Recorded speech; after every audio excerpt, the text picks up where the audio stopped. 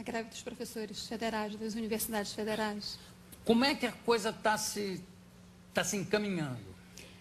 Pois é, parece assim, no momento eu diria assim que há uma espécie de impasse, porque eles querem discutir a reestruturação da carreira, querem discutir também reajuste de salário, mas dentro de uma negociação muito mais ampla e muitíssimo mais complexa, que é a negociação de reajuste de salário para todo o funcionalismo federal. E, além disso, os professores também querem melhores condições de trabalho e tudo mais. O ministro disse, o ministro da Educação, que vem cumprindo tudo que foi negociado. Os professores, o comando de greve diz que não, e tem essa pauta muito extensa. Aí ficou uma negociação para a semana que vem. O Ministério do Planejamento tem que entrar, porque é quem efetivamente faz as contas e prepara a lei orçamentária. Isso tudo tem que estar definido. Se vai ter aumento de salário realmente, isso tudo tem que estar definido até o final de julho, no máximo, ou seja, tem no máximo ainda 2 meses de negociação, porque em agosto a lei vai para o Congresso.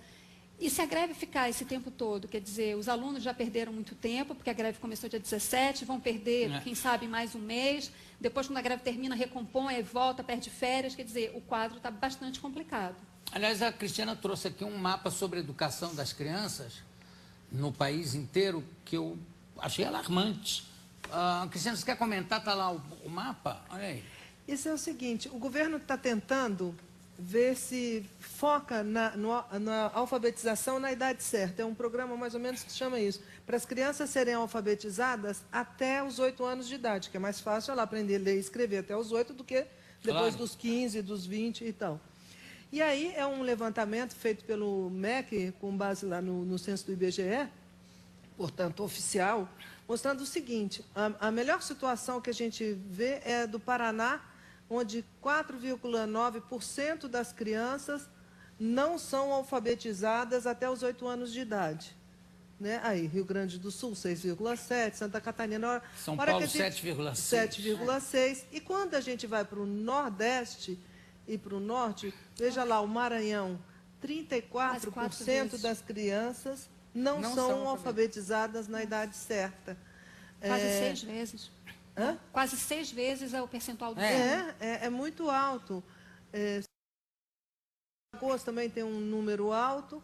E isso, eu venho acompanhando esses dados, lá Rio Grande do Norte, 26. Quer dizer, é muito preocupante, porque o Brasil hoje, a Lilian pode falar muito bem disso, o Brasil hoje tem uma carência de mão de obra muito grande, porque as pessoas não são preparadas, não formam em nada. Se você não consegue que as crianças aprendam a ler, como é que você vai formar trabalhadores com condições de trabalho?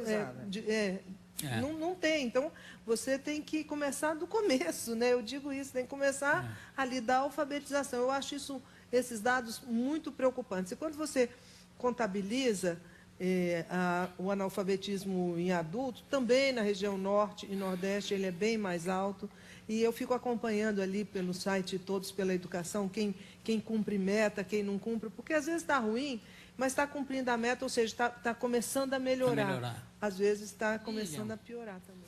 O que aconteceu? Porque agora a gente está no, vamos chamar de refluxo, mas quando estava o fluxo grande de investimentos, de dinheiro, bababá, por que é que não foram dedicadas mais verbas aos problemas, a resolver os problemas de base que nós temos, como eu falei, das estradas, da saúde e da educação, e vamos botar segurança também. Mas, enfim, o que houve? Por que não se aproveitou esse dinheiro todo de investimentos para exatamente tentar melhorar esses problemas de base? Adorei sua ancoragem. Um âncora, está revelado aqui, né? Âncora de notícia. Ótimo, ótimas perguntas, ótimas colocações.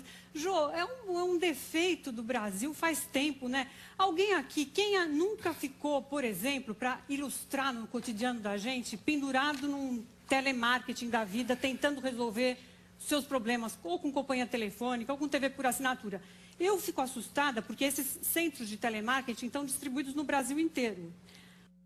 O nível de analfabetização das pessoas que nos atendem é impressionante. É como diz a Cristiana, tudo começa no banco escolar. Por que a produtividade no Brasil é tão baixa? Por que o custo do Brasil é tão alto? Porque as crianças não aprenderam cedo na escola a ler, a fazer conta e depois a estudar realmente, a se dedicar a alguma coisa, a ficar preso num livro, a escrever, fazer aquela velha redação. No primeiro grau, era obrigada a fazer uma redação em casa todo dia. Eu não sei o que está acontecendo. Do ponto de vista assim, do conhecimento que todo mundo já sabe, os políticos, esse tipo de coisa é investimento de longo prazo. E os políticos querem fazer da mão para a boca. Quer fazer Minha Casa Minha Vida, que, aliás, também não está cumprindo as metas dela. Quer entregar casa, quer cortar a fita de inauguração. Agora, estrada demora, viaduto demora, a malha rodoviária demora. O que os brasileiros são assassinados nas estradas todo ano é uma coisa assustadora. A gente não devia mais estar tolerando isso. E o tempo que as pessoas levam para sair de casa para ir trabalhar? Porque você não vive o cotidiano de São Paulo, que está caótico. O nosso cotidiano também não anda lá essas coisas. Brasília já tem... Se não houver pagamento digno para a professora, não há valorização pela sociedade da profissão de professor. Então, não há como no Brasil se fazer qualidade da educação sem pagar bem o professor. O professor, para ser valorizado, ele precisa de ganhar bem e mais, ele precisa de ter formação continuada. Não se pode também estabelecer com o professor uma relação de atrito quando o professor pede melhores salários, recebê-los com cacetete ou interromper o diálogo.